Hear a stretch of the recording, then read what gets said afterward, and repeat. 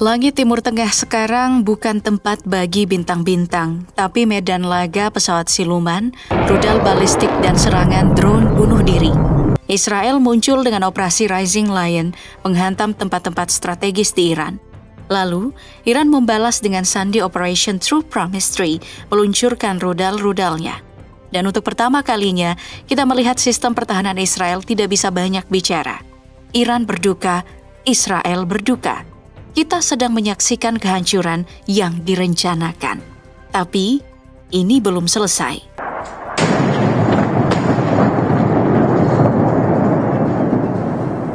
Minggu dini hari tanggal 22 Juni, Amerika Serikat resmi turun tangan bukan lagi untuk dukungan logistik, tapi aksi militer langsung yang diberi nama Operasi Midnight Hammer. Serangan udara jarak jauh yang menyasar 3 situs nuklir utama, Fordow, Natanz, dan Isfahan. Trump menyebutnya keberhasilan militer spektakuler. Tujuannya melumpuhkan kemampuan nuklir Iran secara total. Dan untuk pertama kalinya, Amerika tak lagi bersembunyi di balik Israel. Citra satelit membenarkan klaim kerusakan, 6 titik tumbukan di Fordow, 1 lubang besar di Natanz. Bangunan-bangunan di Isfahan hancur sebagian.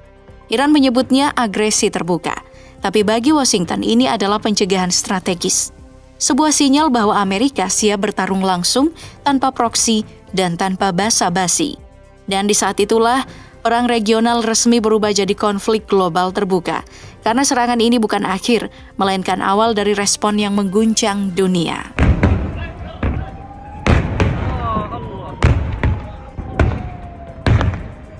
Tak butuh waktu lama, beberapa jam setelah operasi Midnight Hammer, Iran membalas bukan dengan amarah emosional, tapi kalkulasi militer yang presisi dan terencana. Gelombang ke-20 diluncurkan saat matahari belum terbit, dan untuk pertama kalinya Iran mengakui rudal balistik Hebar Shekan digunakan dalam perang. Rudal ini bukan sembarang senjata. Ia membawa hulu ledak ganda, mampu bermanuver di fase terminal, dan dirancang untuk menembus sistem pertahanan seperti Iron Dome. Targetnya sangat terukur dan sangat simbolis jelas menurut juru bicara operasi True Promise 3. Bandara Ben Gurion, nadi utama keluar masuk Israel, pusat penelitian biologi Israel yang disebut-sebut tempat pengembangan senjata non-konvensional, pangkalan militer dan pusat kendali di Tel Aviv dan Haifa. Dan untuk kesekian kalinya Haifa terbakar, lalu hening, diikuti reruntuhan bangunan, asap dan kepanikan. Tapi Iran belum selesai. Beberapa jam kemudian, gelombang ke-21 menghantam wilayah utara, tengah, dan selatan Israel. Kali ini, drone kamikaze dan rudal balistik ikut diluncurkan serentak.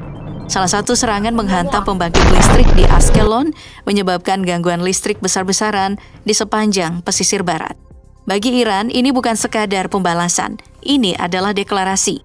Kami tahu di mana kamu tinggal, dan kami bisa membuat gelap, lumpuh, dan panik kapan saja kami mau. Perang pun berubah wajah. Perang tak lagi soal siapa punya senjata lebih canggih, tapi siapa yang bisa menghancurkan keseharian. Air listrik, bandara, bahkan rasa aman.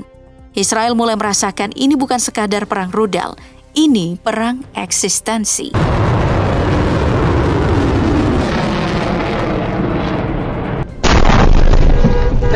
Tapi, Iran belum sempat merayakan keberhasilan serangannya. Israel langsung membalas. Dari jarak 2.000 km.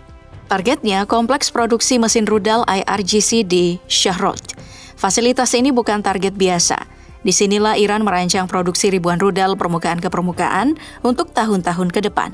Dengan satu serangan presisi, Israel mencoba menggagalkan ambisi jangka panjang Iran dalam memperluas kekuatan rudalnya.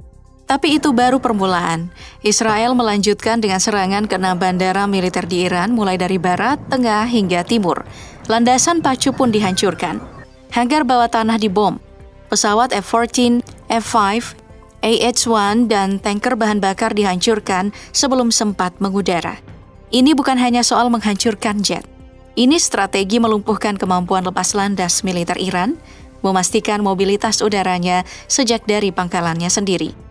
Tak berhenti di situ, wilayah barat laut dan timur jadi sasaran serangan rudal dan drone. Pengumpan listrik di Teheran Utara rusak menyebabkan pemadaman luas.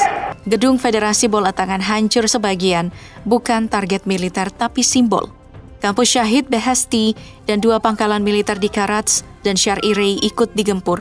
Dan yang paling menyentak, situs nuklir Fordo kembali dihantam untuk kedua kalinya dalam 3 hari. Ini bukan hanya balas dendam, ini upaya melumpuhkan seluruh denyut kehidupan Iran.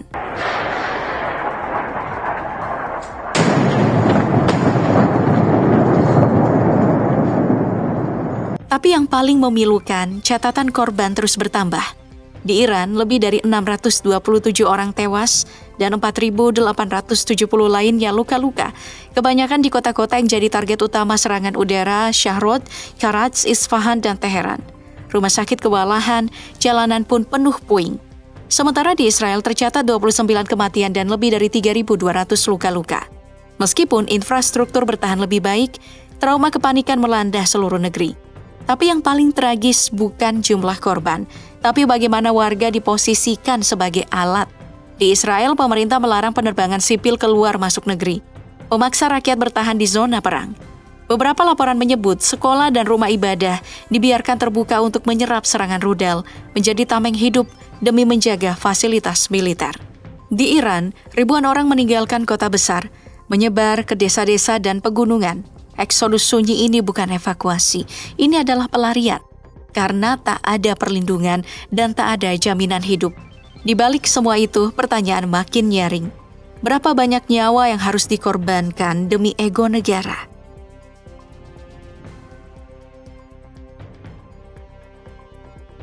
Serangan langsung Amerika ke 3 situs nuklir Iran mengguncang bukan hanya Teheran, tapi juga Moskow, Beijing, dan Pyongyang. Rusia bereaksi cepat. Putin menyebut serangan ini mendorong dunia ke garis yang sangat berbahaya dan menyerukan gencatan senjata segera tanpa syarat. China mengecam serangan sebagai ancaman terhadap stabilitas global dan memperingatkan dampak serius bagi rantai pasok energi dunia. Tapi reaksi yang paling keras datang dari Korea Utara. Pyongyang menyebut serangan ini sebagai tindakan yang mengerikan. Bahkan, Korea Utara mengawasi dengan ketat eskalasi yang terjadi di kawasan Timur Tengah.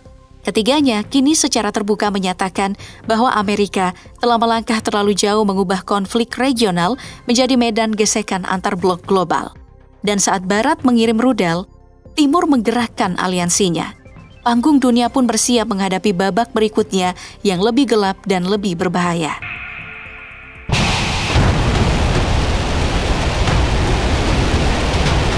Ancaman pun silih berganti.